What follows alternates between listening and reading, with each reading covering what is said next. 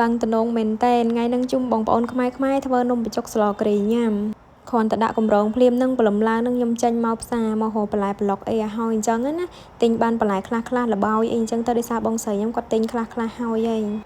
ហងៃបានពី3នាក់ខ្មែរនឹងឯងពេលចង់ញ៉ាំបែបខ្មែរអីចឹងទៅយើងធ្វើជុំគ្នាទៅញ៉ាំជុំគ្នាអញ្ចឹងយើងមានគ្នាអញ្ចឹងញ៉ាំឆ្ងាញ់និយាយថាខ្ញុំចេញមកផ្សារថ្ងៃនេះឡើងក្តៅមែនតេចេញក្រៅម្ដងឡើងឃ្លុំដូចនិនចាអញ្ចឹងពួកអីមេឃបើកថ្ងៃមកឡើងក្តៅហួតហែងហ្មងណាបន្ទាប់ពីទិញលបោយទិញអីហើយនឹងក៏ធ្វើដំណើរទៅផ្ទះបងស្រីខ្ញុំដោយសារនៅចិត្តនឹងដែរហើយខ្ញុំទៅរកផ្សារនោះតម្រាំទិញបានផលិតនេះបងប្អូនអើយអានឹងគេហៅមានផលិតមិនចង់ហីបងប្អូនអានឹងយើងធ្វើ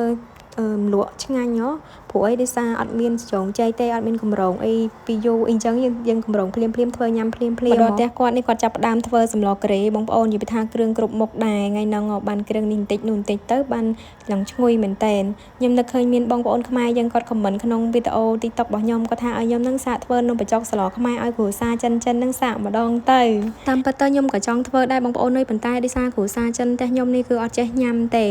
មិនថាជាប្រភេទសម្លឬក៏សម្លប្រហើរឬក៏សម្លការីក៏អត់ចេះហ្មងខ្ញុំធ្លាប់ធ្វើឲ្យដែរតែ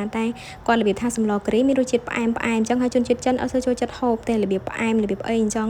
គាត់ចូលចិត្តរបៀបហៀងភ័យមិនថាឆាឬក៏ស៊ុបទេភាគច្រើនគេអត់សូវប្រើស្ករឯជនជាតិចិនបងប្អូនហើយណាមួយទៀតខ្ញុំអត់សូវចូលចិត្តបខំអ្នកផ្ទះឬក៏គ្រួសារខ្ញុំឲ្យញ៉ាំរបស់ដែលខ្ញុំធ្វើនឹងមិនថាគាត់ចេះហូបឬក៏មិនចេះហូបអីទេឲ្យគាត់ធ្វើសម្ដែងឲ្យយើងថតអីចឹងខ្ញុំអត់ចេះទេបងប្អូនអើយធ្វើអត់កើតហើយណាមួយក៏អត់សូវសប្បាយចិត្តដែរបើខ្ញុំសប្បាយចិត្តដែលថាធ្វើម្ហូបខ្មែរដែលគាត់ចូលចិត្តហូបចូលចិត្តភាសាយើងទៅធ្វើគាត់ហូបទៅយើងក៏សប្បាយចិត្តតាមនឹងអញ្ចឹងគ្រួសារខ្ញុំមិនថាប្តីខ្ញុំឬក៏ម៉ែក្មេកខ្ញុំអីទេឲ្យតែថាខ្ញុំចង់ញ៉ាំរបស់ខ្មែរអីអញ្ចឹងអត់សូវអ្នកហាមគាត់អីទេគាត់ថាពេលយើងធ្វើម្ហូបខ្មែរដែលថាគាត់អាចញ៉ាំកើតគឺគាត់ញ៉ាំជាមួយយើងតែរបស់ណាដែលគាត់ញ៉ាំអត់កើតគឺគាត់អត់សារអីដូចជារបៀបសម្លអីអញ្ចឹងក៏អត់សូវចូលចិត្តទេនិយាយថាមានផ្អែមជាតិអីអ្នកផ្ទះខ្ញុំនឹងអត់ចូលចិត្តហ្មងតែសម្លមួយមុខទៀតដែលគាត់ចូលចិត្តគឺតុងយ៉ាំអីចឹងណាជូរអែមហ្នឹងរៀងប្រៃតិចហ្នឹងគាត់ចេះ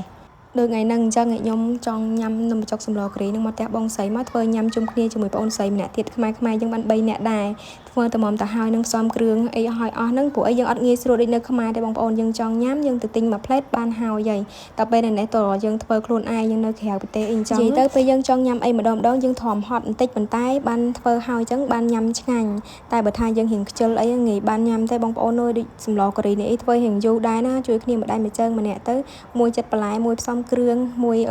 ស្រស់នំបញ្ចុកអីចឹងទៅបានញ៉ាំជុំគ្នានិយាយថាឆ្ងាញ់មែនតើយើងខានញ៉ាំយូរនិយាយថាអូយឡើងតំណងខ្ញុំបញ្ចូលសលេងម្ដងទៀតខ្ញុំឃ្លានម្ដងទៀតញ៉ាំឡើងចង់ហល់ថ្ងៃហ្នឹង